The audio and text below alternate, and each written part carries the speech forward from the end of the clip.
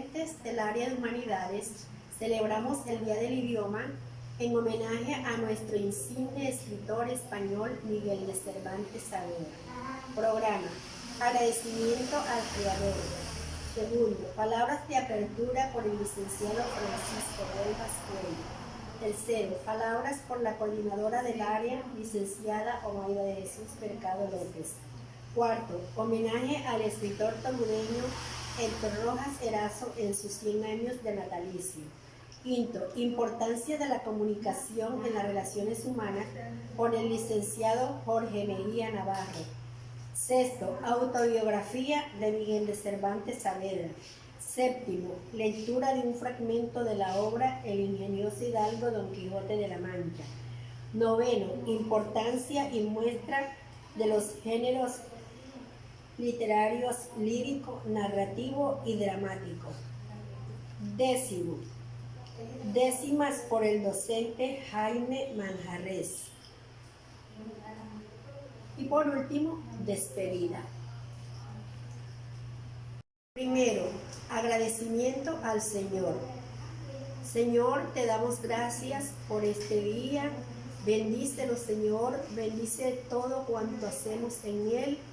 Bendice a todas las naciones. Gracias, Señor, por todo lo que nos das. Amén. Tercero, palabras por la coordinadora del área, licenciada Omaida de Jesús Mercado López. Buenos días, estimada comunidad educativa Luis Patrón Rosano. Buenos días, señores, cuerpo directivo, padres de familia, docentes, estudiantes y demás escuchas. Hoy el área de humanidades celebra el Día del Idioma Español en homenaje al célebre escritor español Miguel de Cervantes Saavedra, quien con su máxima obra, El ingenioso hidalgo Don Quijote de la Mancha, ridiculiza a las novelas de caballería de la Edad Media y resalta los valores humanos, especialmente aplicando la justicia en muchos de los episodios de la obra. Miguel de Cervantes resalta en su obra un buen sentido del humor, usando dichos, refranes, juegos de palabras, lo cual hace de sus personajes un atractivo para ser evocados y leídos. Este día se celebra porque el 22 de abril de 1616 falleció el insigne escritor y fue sepultado el 23 de abril, fecha impuesta por decreto 707 del 23 de abril de 1938. En esta fecha igual se celebra el Día del Libro y el Día del Bibliotecario. Para quienes ejercen esta profesión, felicitaciones en su día. El área en nuestra fecha exalta a todos los escritores que mediante su libro literario han puesto en alto nuestra nación. Entre ellos reconocemos a nuestro compañero de área, Ignacio Berbel Vergara. Muchas felicitaciones en el campo de las letras. Y a nuestro escritor toludeño Héctor Rojas Erazo, a quien ofrecemos un sencillo homenaje por sus 100 años de natalicio. Cuarto, homenaje al escritor toludeño Héctor Rojas Erazo en sus 100 años de natalicio. Buenos días, el saludo fraternal de paz y de bien para toda la comunidad luparista, estudiantes, docentes, padres de familia. En este punto del programa dedicado a exaltar la memoria de Héctor Rojas Erazo, artista integral, uno de los más grandes representantes de la cultura toludeña, del Caribe, de Colombia y de gran reconocimiento internacional.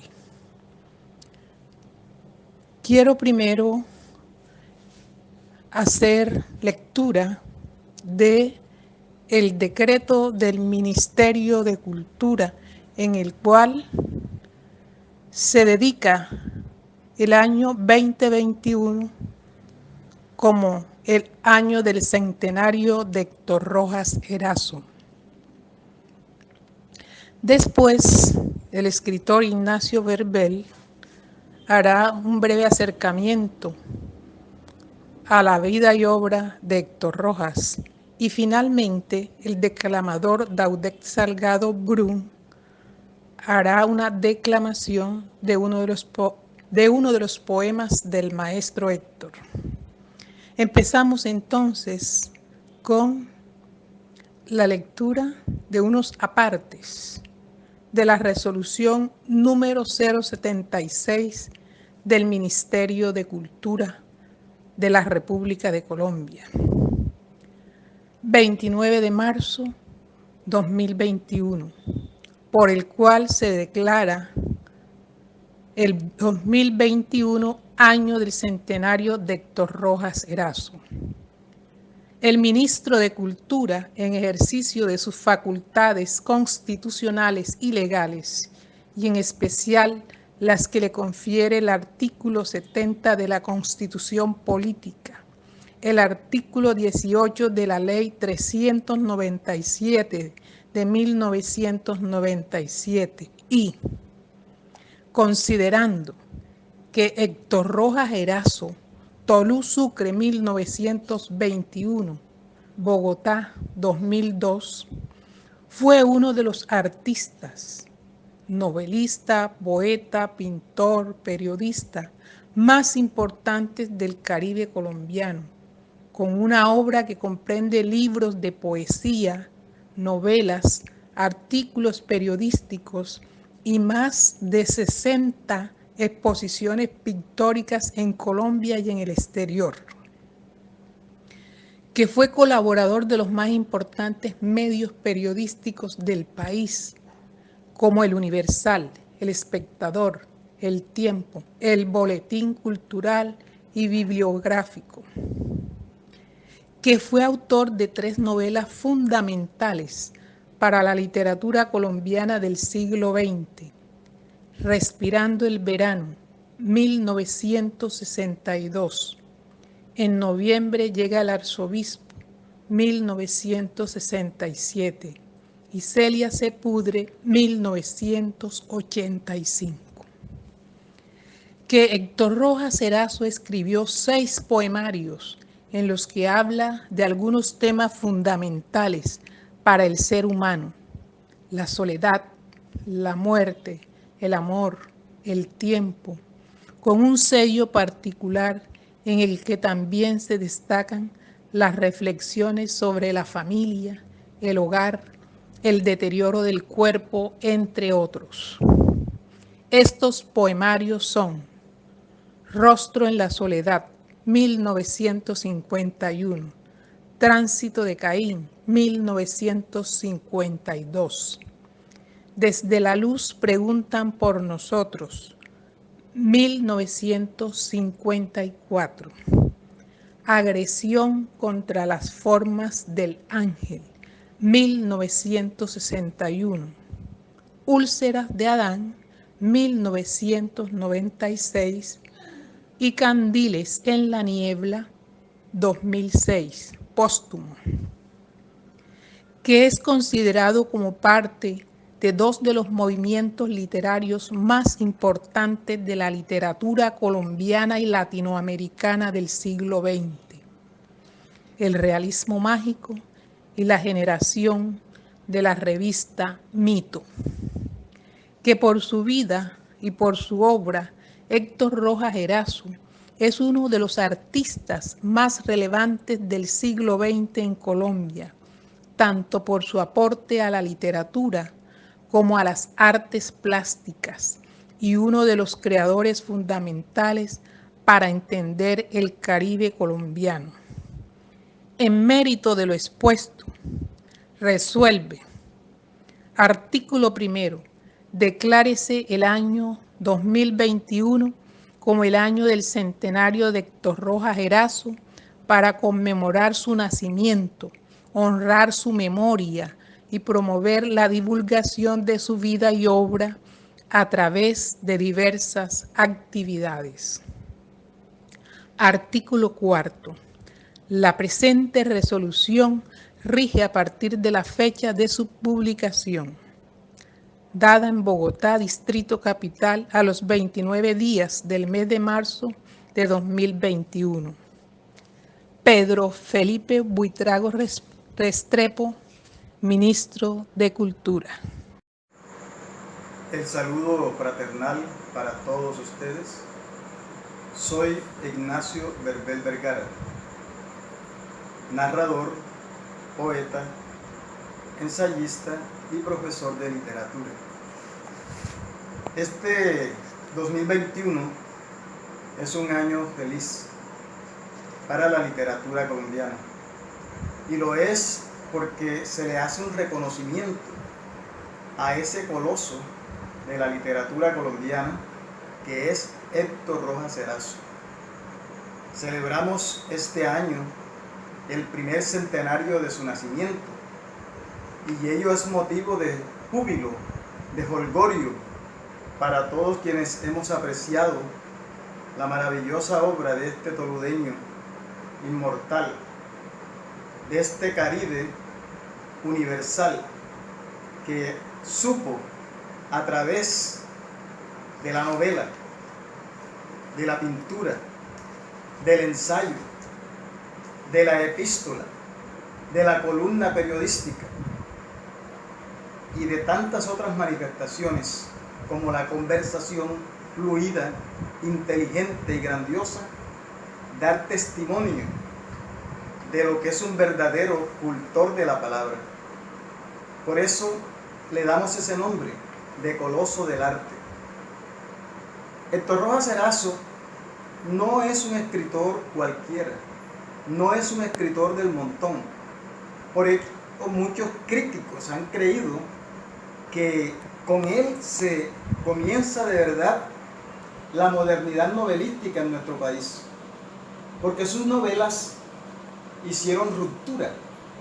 Ya no es aquella novelística del pasado con Jorge Isaacs, con el amigo José Eustacio Rivera, sino que es una novelística nueva, una novelística donde lo más importante no es narrar acontecimientos, sino relatar el papel que cumple el hombre dentro de la historia. Es relatar cómo ese hombre se constituye en ser o cómo se degrada. Y su poesía lírica también recorre los mismos caminos. Nos quiere mostrar no a ese hombre cualquiera, sino a un hombre que ha pecado, un hombre que busca liberarse de sus yugos, liberarse de sus culpas, pero se ve abocado a la ruina. No únicamente a la ruina material, sino a la ruina espiritual. Y él trata de sacarlo de ese cieno, de ese fango. Sus obras pictóricas igualmente tratan de ser un rescate para el ser humano. Tratan de demostrar que somos carne, huesos, pero que también somos seres que necesitamos salvarnos. Y no desde la perspectiva religiosa, sino salvarnos desde la perspectiva humanística. Este es un breve acercamiento a este mundo gigantesco que nos trazó Héctor Rojas Erazo. Infortunadamente, teníamos poco tiempo. Muchas gracias. De Héctor Rojas Erazo, Límite y Resplandor.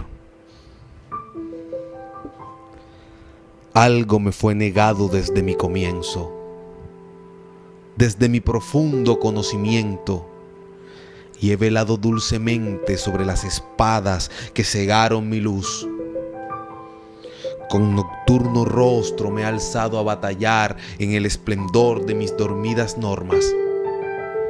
Con el pavor de mi júbilo primero y en otra sombra abatida he pronunciado mi nombre.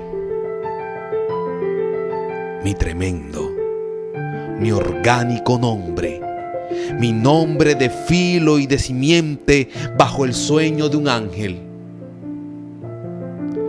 Mis apetitos totales he derramado como un tributo al reconocimiento. Mi olfato y mi tacto como duros presentes.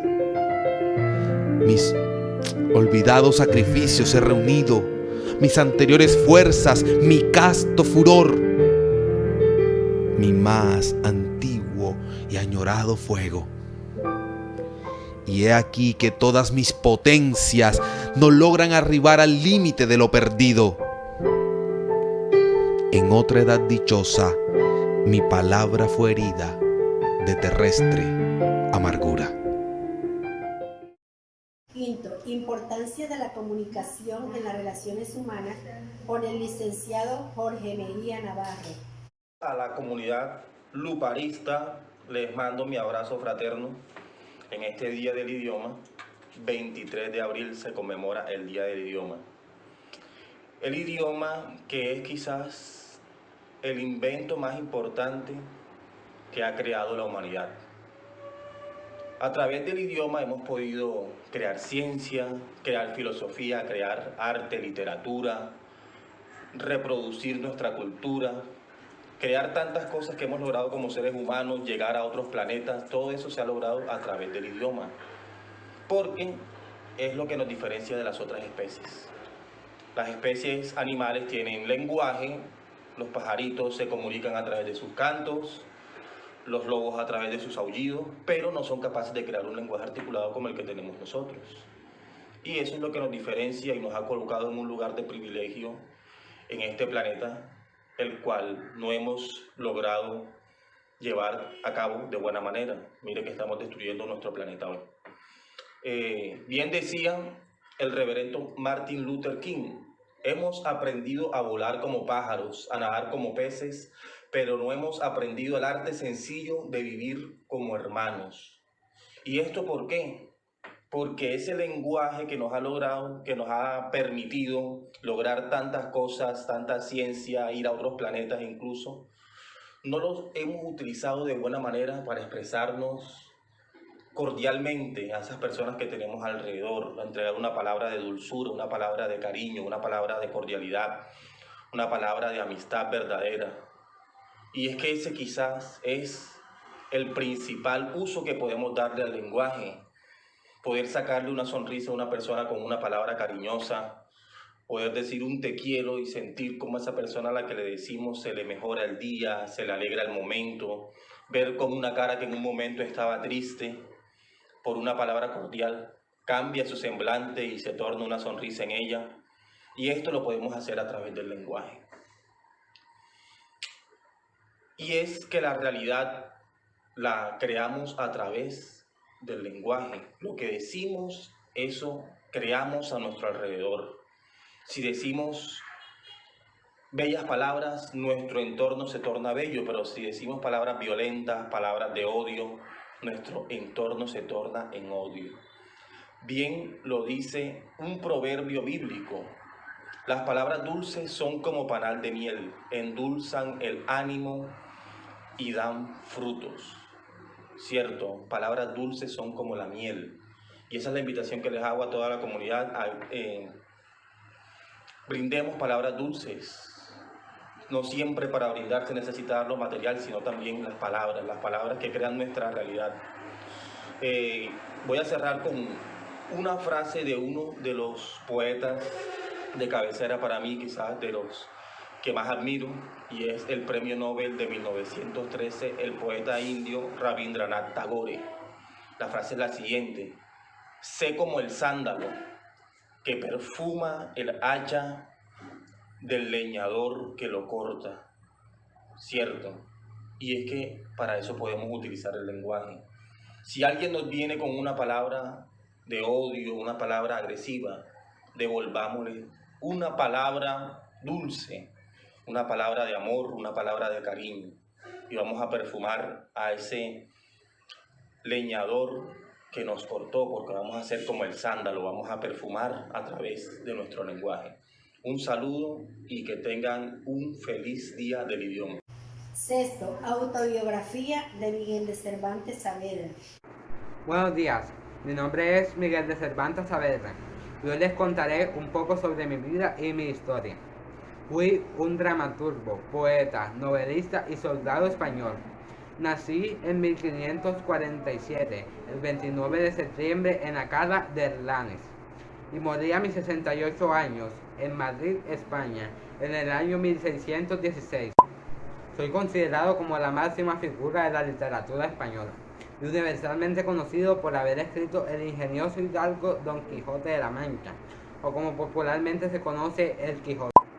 Soy hijo del practicante Rodrigo de Cervantes y de Leonor de Cortinas. Tuve 5 hermanos. Mi padre, quien se vio ahogado por las deudas, por lo que viajó a Madrid, Valladolid, Córdoba y Sevilla. El 7 de octubre de 1571 participé en la batalla de Lepanto, donde lucharon cristianos dirigidos por Juan de Austria contra los otomanos. En esa batalla 3 balas me alcanzaron, 12 del pecho y 1 en mi mano izquierda, lo que me reducía la movilidad. A partir de esto se generó el apodo del Manco de Lepanto. En mis últimos años de vida estaba preocupado por la salvación de mi alma, por lo cual decidí invertir más tiempo en congregaciones religiosas, lo que atrasó mi proyección como carrera de escritor. En 1606 publiqué la primera parte del ingenioso hidalgo Don Quijote de la Mancha, y en 1615 publiqué su segunda parte, el cual se convirtió en un éxito total y hasta ahora sigue representando la literatura del idioma español. Enfermé gravemente por diabetes y el 22 de abril de 1616 fallecí. Al día siguiente fue enterrado. Séptimo, lectura de un fragmento de la obra El ingenioso hidalgo Don Quijote de la Mancha.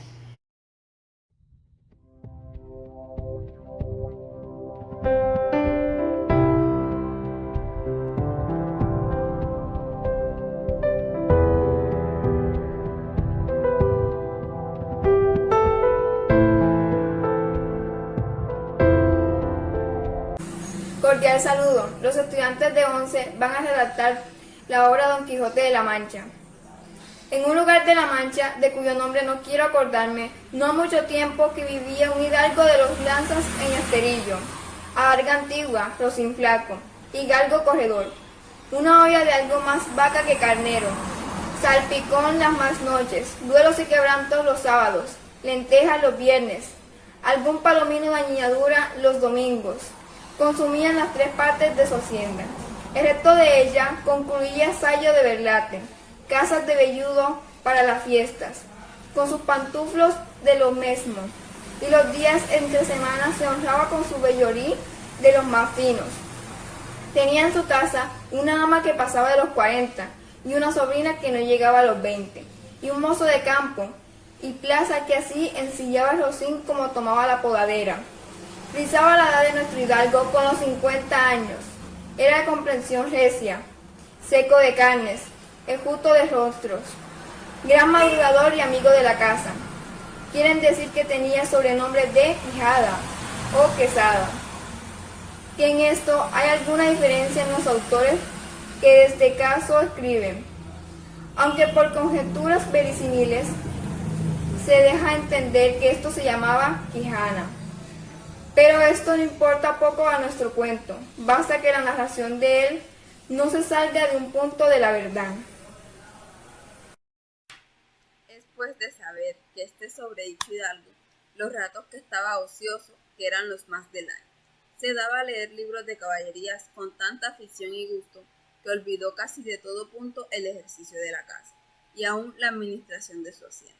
Y llegó a tanto su curiosidad y desatino en esto, que vendió muchas hanegas de tierra de sembradura para comprar libros de caballerías en que leer, y así llevó a su casa todos cuantos pudo haber de ellos, y de todos ninguno les parecía tan bien como los que compuso el famoso Feliciano de Silva, porque la claridad de su prosa y aquellas intricadas razones suyas le parecían de perla, y más cuando llegaba a leer aquellos requiebros y cartas de desafío, donde en muchas partes hallaba escrito la razón de la sinrazón que a mi razón se hace.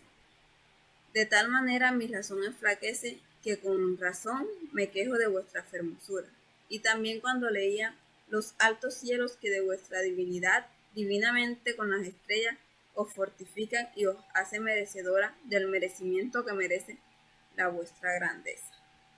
Con estas razones perdía el pobre caballero el juicio y desvelábase por entenderlas y desentrañarles el sentido, que no se los sacara ni entendiera el mismo Aristóteles. Si resucitara para solo ello, no estaba muy bien con las heridas que don Belianis daba y recibía, porque imaginaba que por grandes maestros que lo hubiesen curado, no dejaría de tener el rostro y todo el cuerpo lleno de cicatrices y señales, pero con todo alababa a su autor. Aquel acabará su libro con la promesa de aquella inacabable aventura y muchas veces le vino deseo de tomar la pluma y darle fin al pie de la letra como allí se promete. Y sin duda alguna lo hiciera, y aún sería con ello, si otros mayores y continuos pensamientos no se le estorbara. Tuvo muchas veces competencia con el cura de su lugar, que era hombre doctor graduado en Sigüenza, sobre la cual había sido mejor caballero. Palmerín, Inglaterra o Amadís de Gaula, más maese Nicolás, barbero del mismo pueblo, decía que ninguno llegaría al caballero de Febo, y que si alguno se le podría comparar era don Galaor, hermano de Amadís de Gaula, porque tenía muy acomodada condición para todo, que no era caballero melindroso ni tan llorón como su hermano, y que en lo que de valentía no le debía ensayo. En resolución, él se enfrascó tanto en su lectura, que se le pasaban las noches leyendo de claro en claro, y los días de turbio en turbio, y así. Del poco dormir y del mucho leer, se le secó el cerebro de manera que vino a perder el juicio. Llenósele la fantasía de todo aquello que leía en los libros, así de encantamentos como de pendencias, batallas, desafíos, heridas, requiebros, amores, tormentas y disparates imposibles. Y asentósele de tal modo en la imaginación que era verdad toda aquella máquina de aquellas soñadas invenciones que leía, que para él no había otra historia más cierta en el mundo. Decía él que Sir Luis Díaz había sido muy caballero, pero no tenía que ver con el caballero de la linda espada, que de solo un revés había partido por medio dos fieros y descomunales gigantes. Mejor estaba con Bernardo del Carpio, porque en Roncesvalles había muerto a Jordán, el encantado, valiéndose de la industria de Hércules cuando ahogó a Anteo, el hijo de la tierra, entre los brazos. Decía mucho bien el gigante Morgante, porque con ser de aquella generación gigante que todos son soberbios y descomodidos, él solo era afable y bien criado.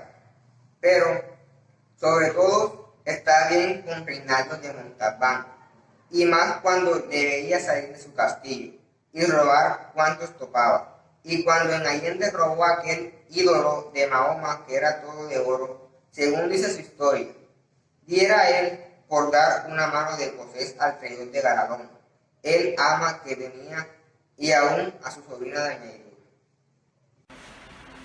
En efecto, rematado ya su juicio, vino a dar en el más extraño pensamiento, que jamás dio loco en el mundo, y fue que le pareció convenible y necesario, así para el aumento de su honra y como para el servicio de su república, hacerse caballero andante, y irse por todo el mundo, con su arma y caballo, a buscar las aventuras y a ejercitarse en todo aquello que había leído. Que los caballeros andantes se ejercitaban, deshaciendo todo género de agravio y poniéndose en ocasiones y peligros donde acabase, cobrase eterno nombre y fama. Imaginaba ser pobre ya coronado por el valor de su brazo, por lo menos del imperio de Tripasonda. Y así, con estos tan agradables pensamientos, llevando el extraño gusto que en ellos sentía, se dio prisa a ponerse en efecto lo que deseaba. Y lo primero que hizo fue limpiar unas armas que habían sido de sus bisabuelos, que tomadas de orín y llenas de moho, que estaban puestas y olvidadas en un rincón. Limpiólas y aderezólas lo mejor que pudo, pero vio que tenían una gran falta, y era que no tenían celada de encaje, sino morrión simple. Más a esto suplió su industria, porque de cartones hizo un modo de media celada, que encajada con el morrión hacían una apariencia de celada entera. Es verdad que para probar si era fuerte y podía estar a riesgo de una cuchillada, sacó su espada y le dio 2 golpes, y con el primero y en un punto deshizo lo que había hecho en una semana. Y no dejó de parecerle mal la facilidad con que la había hecho pedazos, y por asegurarse de este peligro la tomó a hacerla de nuevo, poniéndole unas barras de hierro por dentro, de tal manera que él quedó satisfecho de su fortaleza, y sin querer hacer nueva experiencia de ella, la disfrutó y tuvo por celada finísima encaje. Fue luego a ver a su Rocín, y aunque tenía más cuartos que un real, y más tachas que el caballo de Gonela, que tanto un peli el softwit, le pareció que ni el bucéfalo de Alejandro, ni Babieca el del Cid con él se igualaban. 4 días se le pasaron en imaginar qué nombre le pondría, porque según se decía él a sí mismo, no era razón que caballo de caballero tan famoso estuviese sin nombre conocido. Y así procuraba acomodársele de manera que declarase quién había sido antes, que fuese caballero andante y lo que era entonces. Pues estaba muy puesto en razón que, mudando su señor estado, mudase él también el nombre y le cobrase famoso y de estruendo, como venía a la nueva orden y al nuevo ejercicio que ella profesaba. Y así, después de muchos nombres que formó, borró y quitó, añadió, deshizo y tornó a hacer en su memoria e imaginación. Y le vino a llamar Rocinante, nombre a su parecer alto, sonoro y significativo de lo que había sido cuando fuese Rocín, antes de lo que ahora era, que era antes y primero de todos los Rocines del mundo. Puesto nombre y tan a su gusto a su caballo, quiso ponérsela a sí mismo, y en este pensamiento duró otros 8 días, y al cabo se vino a llamar Don Quijote, de donde, como queda dicho, tomaron ocasión de los autores de estas tan verdaderas historias, que sin duda se había de llamar Quijada y no Quesada, como otros quisieron decir. Pero acordándose el veneroso Amadís, no solo se había contentado con llamarse Amadís a secas, sino añadió el nombre de su reino y de su patria, y hacerla famosa, y se llamó Amadís de Guala. Así quiso como buen caballero añadir al suyo el nombre de la suya y se llamarse Don Quijote de la Mancha, al vivo su linaje y su patria, y la honra con tomar el sobrenombre de ella. Limpio pues se dio a entender que le faltaba otra cosa, sino buscar dama que enamorarse, porque el caballero andante sin amores era árbol sin hoja y sin frutos y cuerpo sin alma, decía él. Oh, cómo se holgó nuestro buen caballero cuando hubo hecho este discurso, y más cuando halló a quien dar nombre de su dama. Y fue, a lo que se cree, que en un lugar cerca del suyo había una moza, labradora de muy buen parecer, de quien él un tiempo anduvo enamorado, aunque, según se entiende, ella jamás lo supo ni le dio cata de ello. Llamábase Aladonza Lorenzo, y a ésta le pareció ser un darle título de señora de sus pensamientos, y buscándole nombre que no desdijese mucho el suyo y que se encaminase al de princesa y gran señora. Vino a llamarla Dulcinea del Toboso, porque era natural del Toboso, nombre a su parecer, músico y peregrino, y significativo como los demás que aquel, y a cosas había puesto.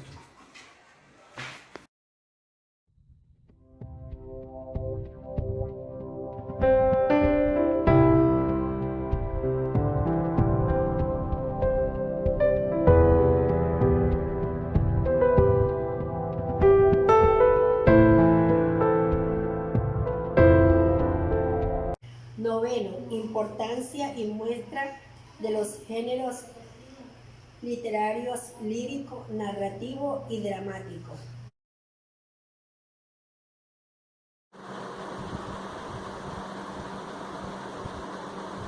Saludo fraternal. Soy Ignacio Verbel Vergara. Se me ha pedido que haga un breve relato o un breve acercamiento a la importancia que tiene el género literario lírico para la humanidad. Primero que todo quiero decir que todos y cada uno de los géneros literarios tienen una fundamental importancia para el hombre. ¿Por qué? Porque son constructos que él ha elaborado.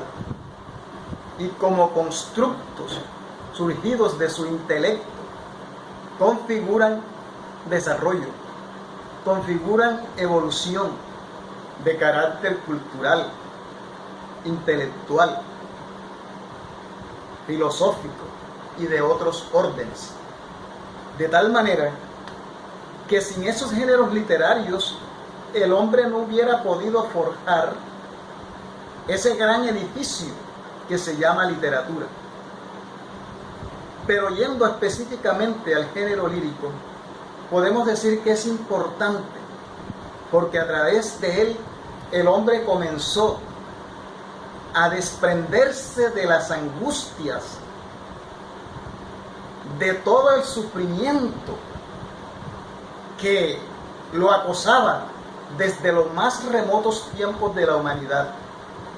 Y entonces a través del desborde de ese mundo interior donde había dolor, donde había desesperanza, donde había a veces júbilo y donde también a veces brillaba la alegría, el hombre comenzó a ser él, comenzó a ser un ser diferente, comenzó a construirse como un ser en sí para transformarse también en un ser para sí. Y entonces la poesía se confirmó como la posibilidad que tenía el hombre de, a través de las imágenes, de las metáforas, del canto, del ritmo, de tantas cosas maravillosas, dar razón de unas estaciones ontológicas y de unas estaciones psicológicas, emocionales, que no eran cualesquiera, sino que construían su ser verdadero y que de alguna manera le abrían el norte a lo que ese ser era dentro del cosmos, dentro del mundo. Y se va entonces el hombre a admitir como un ser que se autopiensa, pero que piensa a los demás. Pero al mismo tiempo el género poético va a permitir que el hombre vea en la naturaleza, en los fenómenos, elementos que curten su alma y que van fraguando el camino para una cierta felicidad, para la dicha de ser completamente. Como esto es breve, no puedo seguir ahondando porque esto da para mucho.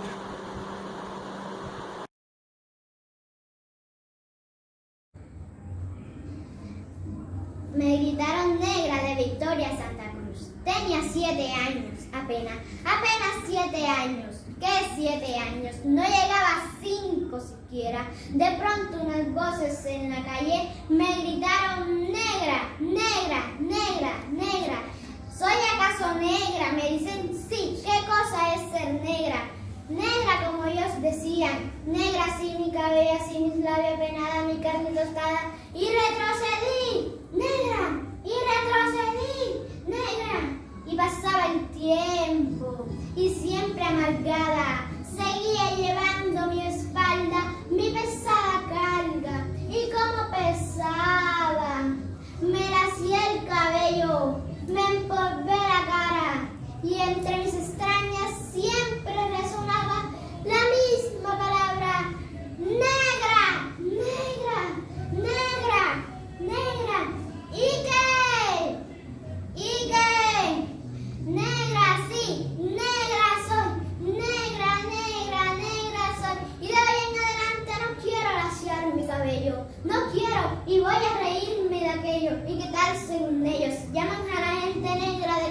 ¿Y de qué color? Negro, y qué lindo tiene, negro, y qué lindo tiene, negro, negro, negro, negro, negro, negro, negro, negro. Al fin comprendí, al fin ya no retrocedo, al fin avanzo seguro, al fin avanzo y espero, al fin y bendigo al cielo, porque quiso Dios, negro Saballé sea mi color, negra soy, ¿y qué? Gracias. Incertidumbre, acuchillado, dando tumbos, rompiéndose el alma, mami.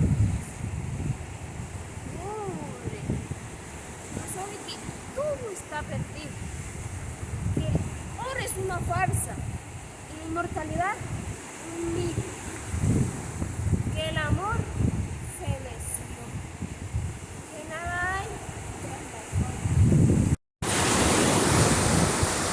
Ante el mar, plantado ante el mar, soy como espuma en lo íntimo del tiempo. Anoche, con febriles manotazos, sacudo la modorra y canto. Plantada ante el mar, asisto al milagro de encontrar.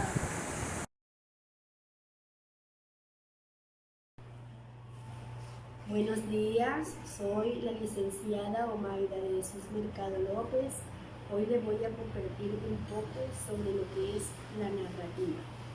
La narrativa, así como la lírica, así como el teatro o dramática, es uno de los tres grandes géneros literarios que ha estado presente en todas las épocas y en todas las culturas.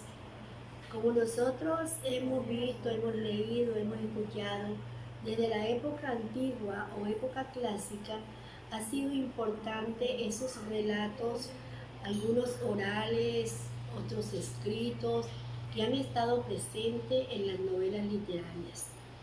En las grandes epopeyas clásicas, por ejemplo, tenemos a nuestro recordado e inmortal escritor Homero, quien en sus grandes epopeyas, en sus obras La Ilíada y la Odisea, ha exaltado las batallas de las guerras griegas, y allí nosotros tenemos presente lo que es la narración en esos enfrentamientos entre griegos y troyanos. Allí recordamos nosotros que han sobresalido grandes héroes a través de esas narraciones orales y que luego pasaron a la escritura. Héroes como Ulises, héroes como Aquiles, héroes como Héctor. Estos son héroes inmortales que siempre permanecen en la historia a través de los tiempos, desde los tiempos más remotos hasta nuestros días. Nosotros encontramos que la narrativa se encuentra en algunos tipos de narraciones, como son la fábula, el mito, el cuento, la leyenda, las novelas. En el cuento y las novelas, la narrativa tiene muy presente lo que son los problemas sociales de la humanidad. Si nosotros recordamos un poco lo que es la obra de La Vorágine, recordamos que allí se nos relata, se nos narra un problema social grande, como es la lucha del hombre contra el hombre contra la naturaleza y la naturaleza contra el hombre. Sí, entonces no es solamente como que relatar por relatar, escribir por escribir, narrar por narrar, no, siempre hay una intencionalidad en esa narrativa. Igual sucede en los cuentos. Los cuentos también llevan una intencionalidad. Las fábulas llevan una intencionalidad. Sobre todo esas fábulas que son escritas en prosa, que son narradas, siempre nos llevan un mensaje una moraleja. Son textos didácticos que van a llevar una enseñanza a quien los lee. Entonces la narrativa es un género muy importante porque siempre van a llevar, como les decía ahorita, un objetivo, una intención, y en cada texto literario nosotros vamos a encontrar eso. En las obras de Gabriel García Márquez, por ejemplo, allí vemos el problema social reflejado, hasta en los mismos cuentos de García Márquez, porque si no leemos el cuento de la Cándida, la Heréndira y su abuela desalmada, nos damos cuenta cómo esa abuela vive de su nieta, y es un problema social común que lo estamos viviendo en nuestra actualidad, ¿sí? Si miramos el texto o el libro, el coronel no tiene quien le escriba, es el Estado quien no le paga al coronel. El coronel pasa todos los viernes esperando esa carta, esperando que le llegue ese deseo que él tiene de toda una vida que trabajó. Entonces llevan reflejado un problema social, ¿sí? Pues si leemos el mito, si leemos la leyenda, ahí nos va dejando un mensaje. Cada una de esas narraciones, cada uno de esos relatos nos está dejando un mensaje. Por eso es muy importante que nuestros estudiantes se lean las obras literarias. Pueda que digamos, no, las antiguas no, pero en esas antiguas clásicas también vamos a encontrar esos problemas sociales. Son el reflejo de lo que vivimos en una sociedad. Bueno, esto es mucho más extenso, tenemos mucho que hablar acerca de la narrativa, pero hoy apenas estamos haciendo, como se dice, un abreboca. Muchas gracias por escucharme. A leer se dijo.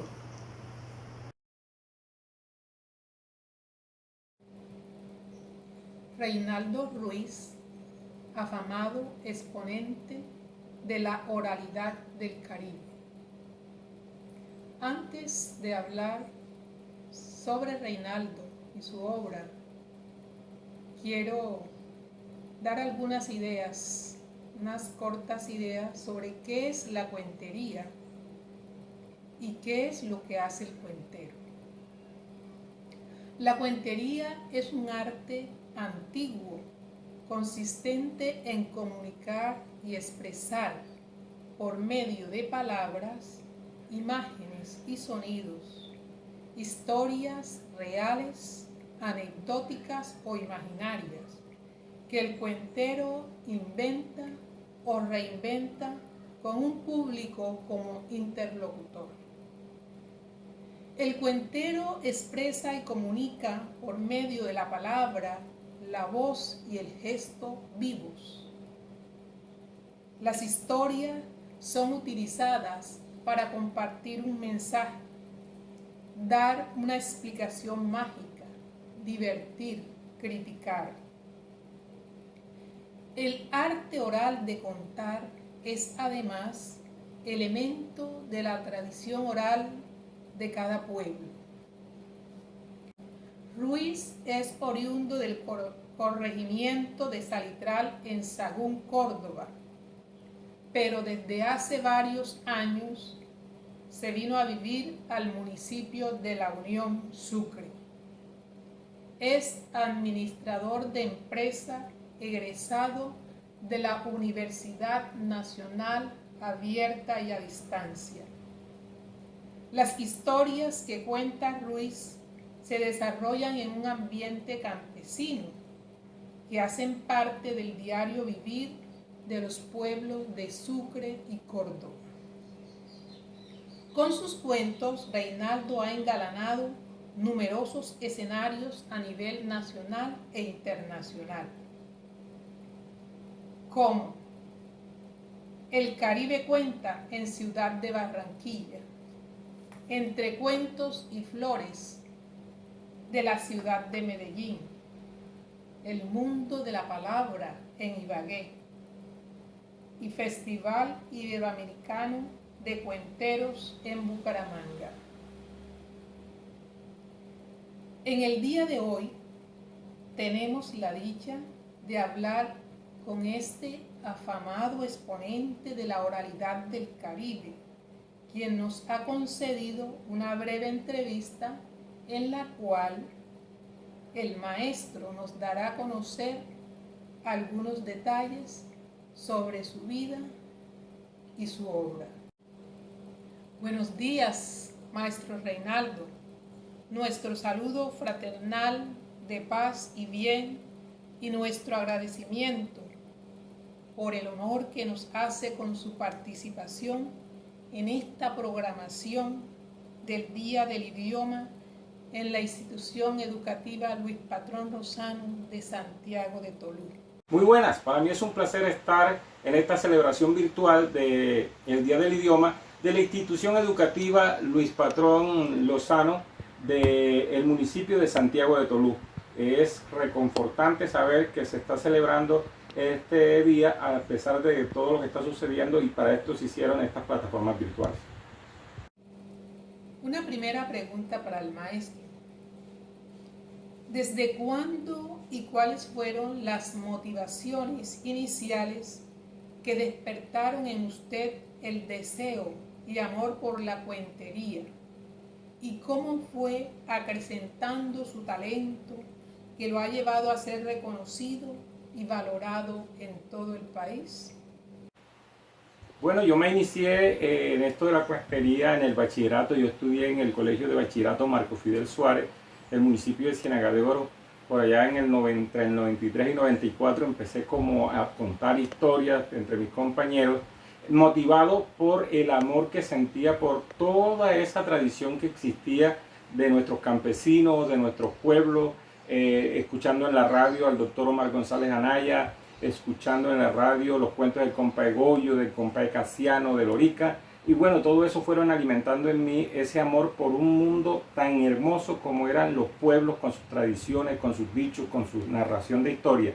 Luego fui a un evento en la ciudad de Barranquilla, donde ya conocí como tal la cuentería, porque habían cuenteros que venían de todas partes del mundo y de todas partes de Colombia, que venían de un proceso de unos talleres de cuentería que se hicieron en Bogotá en el TPB, y entonces descubrí la cuentería como tal. Entendí que había muchas cosas por contar, y desde entonces he venido presentándome en diferentes eventos a nivel nacional e internacional, pero lo importante es que se ha rescatado un poco esa esencia de contar historia para mostrar nuestra cultura y para mostrar qué somos y qué nos identifica ante el mundo. ¿Cuántos años lleva ejerciendo y disfrutando de este arte de la cuentería? ¿Y cuáles han sido las mayores satisfacciones que ha experimentado a lo largo de su carrera artística? Bueno, ya son más o aproximadamente 25 años en esto de la cuentería. Tomo el punto de referencia de que este año el Festival de Cuenteros en Sagún, Córdoba, en Cuentemos, cumple 20 años, y ya yo tenía 5 años de estar contando a nivel de la zona de la costa. Y bueno, gracias a Dios he tenido buena receptividad del público, y una de las grandes satisfacciones es que la gente se identifique con lo que yo hago, que cuando escuche una historia diga: tú cuentas la esencia de lo que nosotros somos, más que la satisfacción de los aplausos, de conocer muchas ciudades, de estar representando a Colombia internacionalmente. Creo que la satisfacción más grande es ver que lo que hago es el sentir de la gente, esa valía que le damos a nuestra cultura, y que la gente en las historias se ve identificado. Esa es la satisfacción más grande que me puedo llevar como cuentero. Una tercera pregunta. Usted con su arte atrapa la atención de toda clase de público.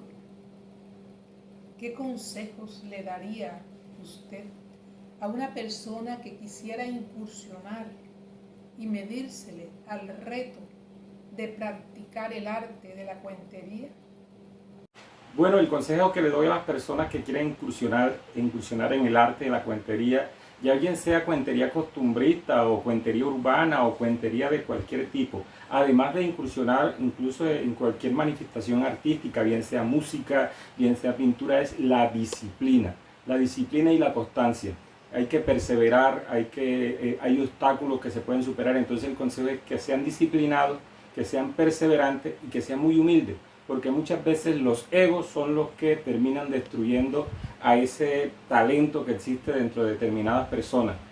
Creo que cada día se aprende más, uno no puede decir que ha alcanzado lo máximo, porque siempre hay mucho que aprender. Ese es mi consejo para las personas que quieren incursionar, no solo en la cuentería, sino en cualquier arte.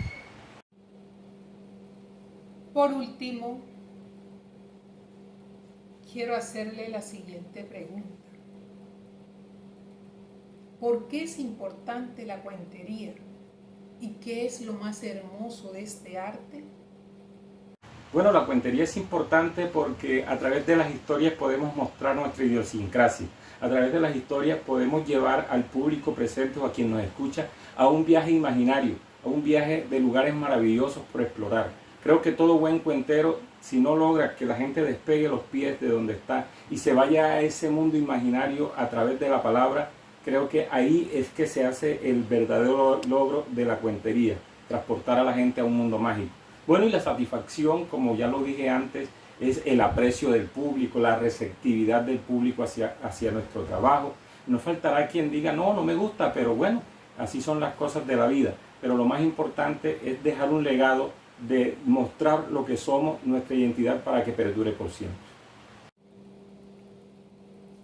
Muchísimas gracias al maestro Reinaldo, y que siga con su arte llevando a todos los pueblos de Colombia ese mensaje tan especial que logra en cada uno de sus cuentos, en cada una de sus sesiones de cuentería, que siga cosechando múltiples triunfos. Gracias a ustedes por la invitación, espero estar por allá en esas hermosas playas del municipio, en la institución educativa cuando todo esto pase. Bueno, y no me podía ir sin dejarles un pequeño cuento.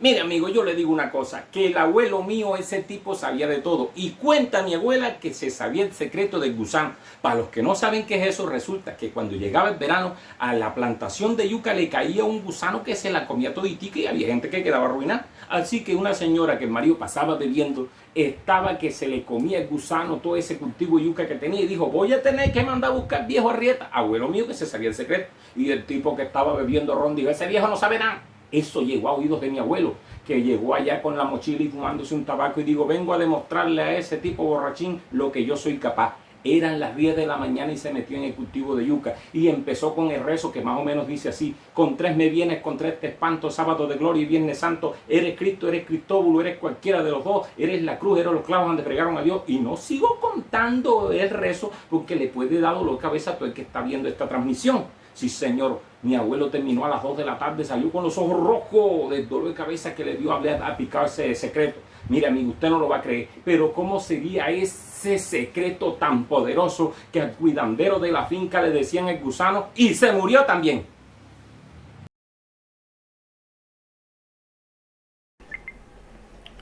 Muy buenos días, señores padres de familia, estudiantes, docentes, comunidad educativa en general.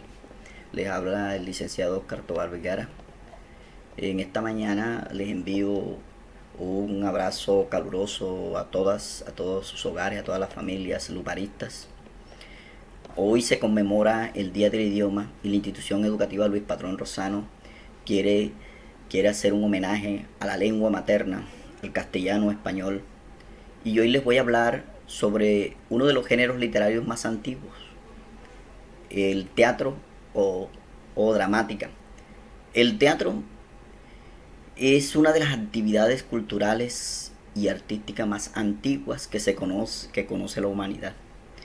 Es una de las artes escénicas, es decir, aquellas que tienen lugar en un escenario y que consiste en recrear una o varias historias de distinto índole mediante actores, discursos, música y escenografía. El teatro ha sido cultivado a lo largo de la historia con muy distintos fines, pero siempre comprendiendo como una herramienta para comunicar ideas masivamente. De hecho, los antiguos griegos lo empleaban como un instrumento de educación religiosa y ciudadana, poniendo en escena sus mitos y célebres tragedias. Por otro lado, también las vanguardias del siglo XX vieron en el teatro un campo de experimentos en el cual podían someter al público a experiencias y reflexiones de distinta índole.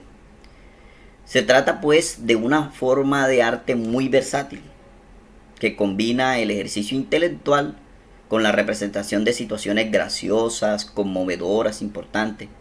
Existen formas muy variadas de representación teatral, algunas de las cuales ni siquiera tienen lugar dentro del teatro, sino en la calle, y algunas incluso exigen la participación del público. Aunque ambos términos suelen usarse como sinónimos en sentido estricto, conviene no confundir el teatro, la representación escénica, con la dramaturgia, la escritura de textos teatrales. El primero es un género escénico, mientras que la segunda es un género literario.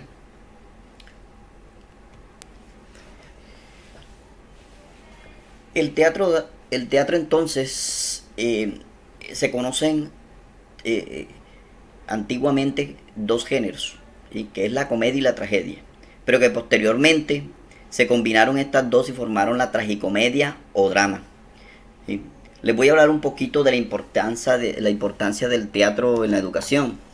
¿Por qué es importante el teatro en la educación? ¿Qué beneficios tiene el teatro en la educación? Bueno, el teatro es una de las manifestaciones artísticas más antiguas y primarias que conoce el hombre, ¿verdad? Eso es importante.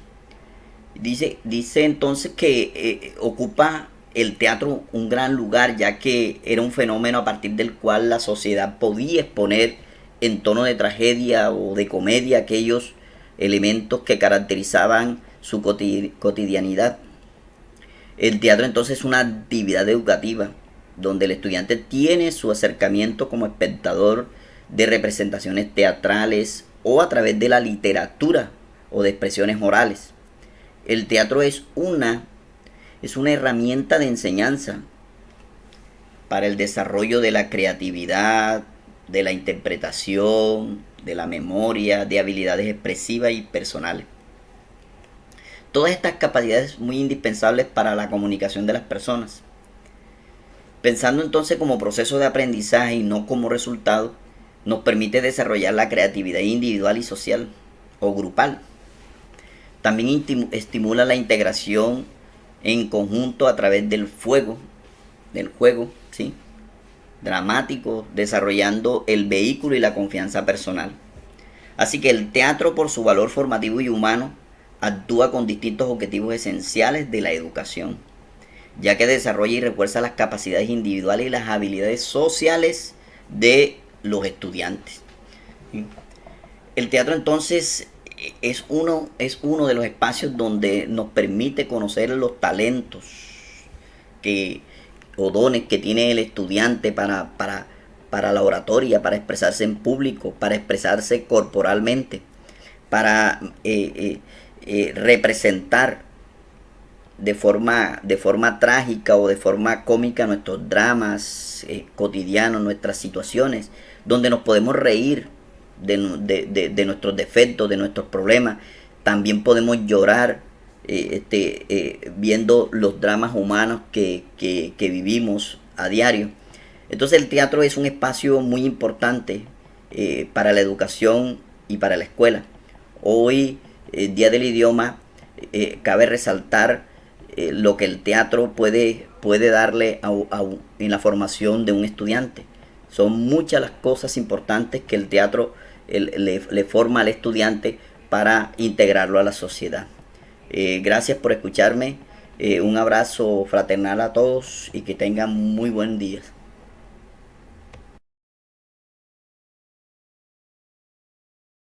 Don Quijote en la aventura de los molinos de viento.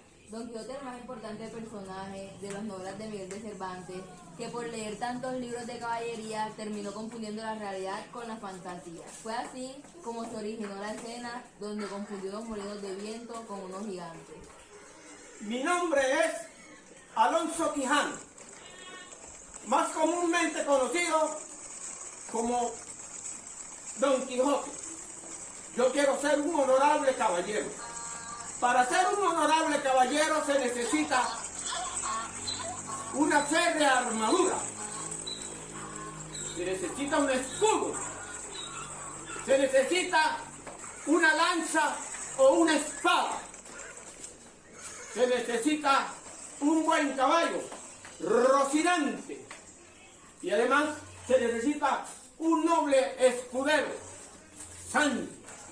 Oh, y no podemos desconocer que necesitamos también una dulce dama para brindarles nuestros sueños, Dulcinea, Dulcinea del Toboso. Como buen escudero, mi trabajo consiste en ayudarle a mantener siempre listo su equipo para entrar en acción. También me toca aprender todo lo necesario para adquirir fama y fortuna. ¿Ves aquellos gigantes, Sancho? Son gigantes. Mira cómo mueven desesperadamente sus brazos. Pero debemos vencerlos, Sancho. Debemos vencerlos para que no sigan haciendo maldades. Mire usted, señor, esos no son gigantes, son molinos de viento. Y lo que parecen ser brazos son las aspas que, movidas por el viento, hacen mover las piedras del molino. No seas cobarde, Sancho. No seas cobarde. Son unos gigantes. Mira cómo mueven desesperadamente sus brazos. Mira cómo agitan esos brazos. Deben ser más de 30. Debemos vencerlos, Sancho, para que dejen de hacer tanta maldad en el mundo. ¡Arre! ¡Arre, mi caballo! ¡Arre! Las palabras y avisos del escudero de nada sirvieron, y evitándole tal hazaña a Dulcinea, se lanzó el mortal ataque.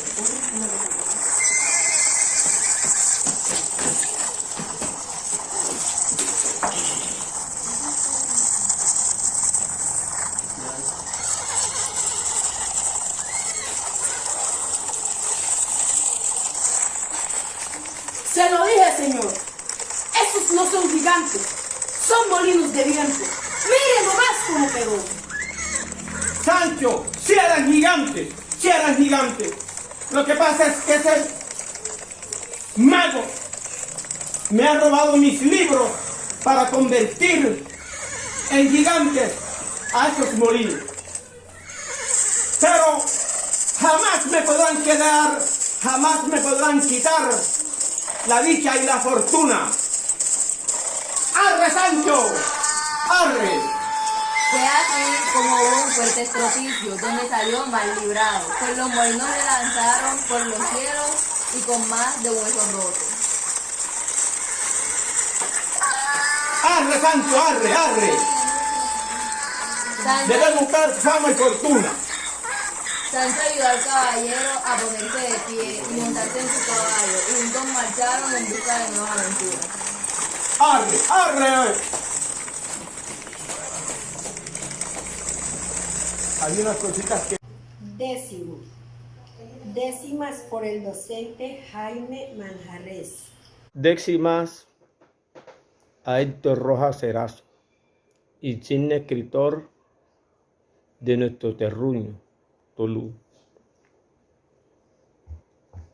Unas décimas haré ahora para abrirme paso, para Héctor Rojas Erazo, y ya se las cantaré.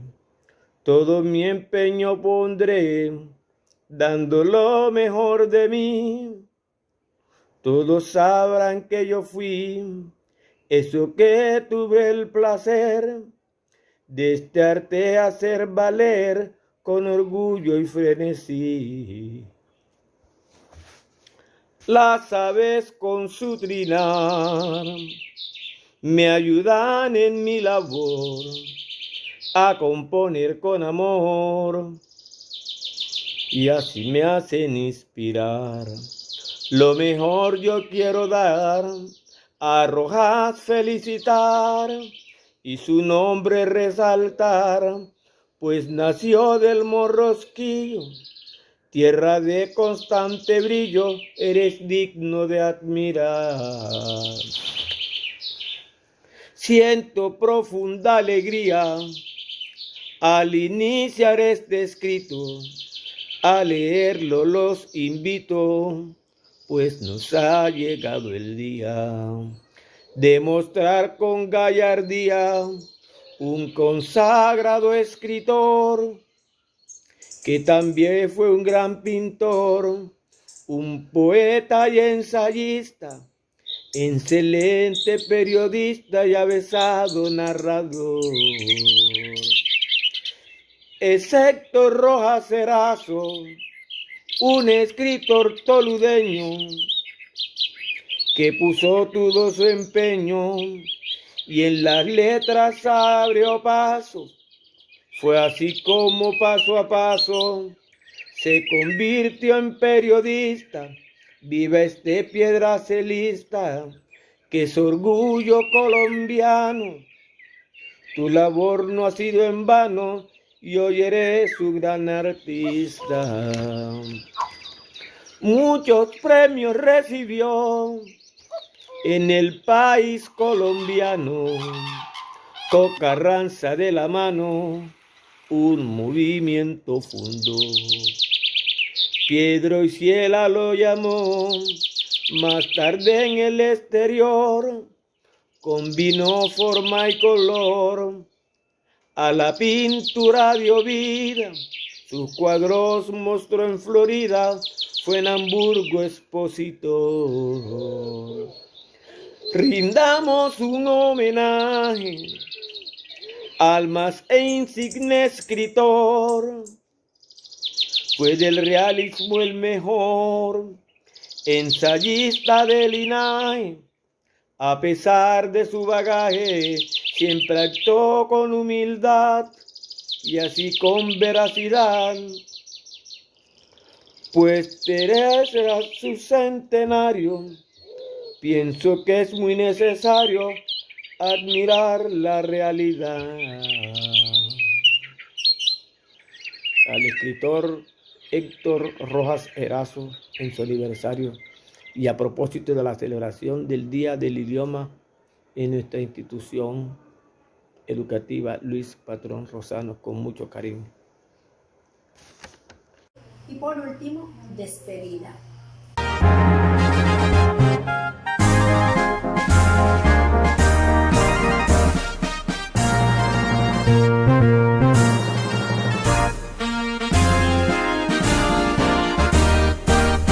Luis Patrón, Luis Patrón, Luis Patrón, grita el viento llevando tu voz.